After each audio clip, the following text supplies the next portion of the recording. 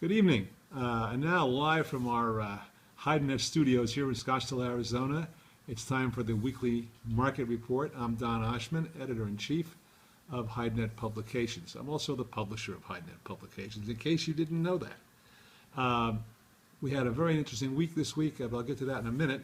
To start with, I wrote all this out so I wouldn't have to be fumbling for information, but I didn't do it right. In Europe this week, everybody's looking forward to Lineapel, which is coming up, which starts this coming week. But this week that just ended, the markets were firm in all selections. Producers were very well forward sold and wouldn't listen to any offerings that were even below their last sales. Also, a lot of tanners and dealers and traders, the whole industry is very, very stressed by these prices. For example, South German Bull is well over $120 a piece now in dollars. So you can imagine how much money it takes for anybody who uses this product to handle the finances. And of course, that's everything from the cows to the expensive hides. And the cows aren't cheap. Veal skin prices, talk about high prices, were stable finally this week and last. But that might be because of the seasonality of the designer purse business and other purses. And of course, whatever it takes to buy the heavy bulls, if you're in the automotive business, you just got to have them. In the U.S., North American market, it's a seller's market this week. Just like in Europe, producers were very well forward sold, and that's because there was a flurry of activity on Monday and Tuesday, the first few days of the week, where there was a lot of sales made at up $1 or up $2, depending on the selection, and that encompasses everything from heavy Texas steers to branded cows.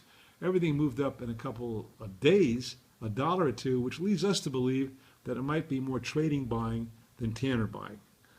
Also, the Chinese were on holiday this past week, and also a great deal of the trade was in transit to Chicago on Wednesday and Thursday and returning home on Friday to attend the 35th annual United States Hide, Skin, and Leather Association meeting in Chicago.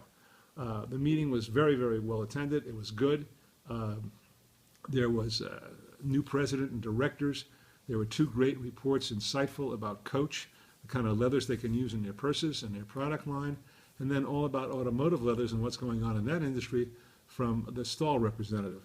Also, due to the government shutdown, you must have all read about that in your local papers, there were no slaughter figures or export numbers released this week because those people who tabulate that information were deemed as non-essential and were furloughed, basically put on leave.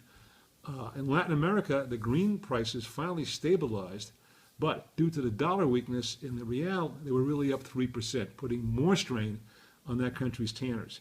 As David Holtz writes in our Latin American report this week, in Brazil, if you take a TR1 selling price, which is about $1.68, $1.65, $1.70, that's about what it costs the Brazilian tanner to buy fresh hides, process them, and then he's got a TR run, not a TR1. So basically, by the time he takes out the off-grades, his prices are much higher than what he can get back for them.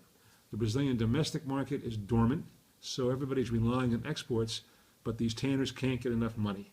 Again, as I said, prices are up $1.65 and $1.70, and I just heard from China this morning Chinese morning tonight, that one bid at $1.68 on a very good quality TR1, the tanner counted at $1.71.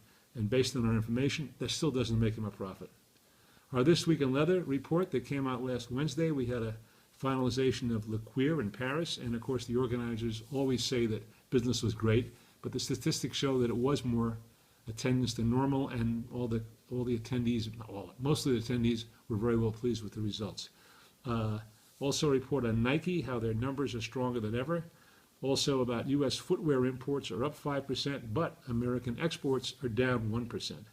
There's also a report by NPD, a national research firm that watches footwear and says that the active look is driving footwear sales. A very interesting article about that. Also about Chinese auto sales that continue to be on a roll.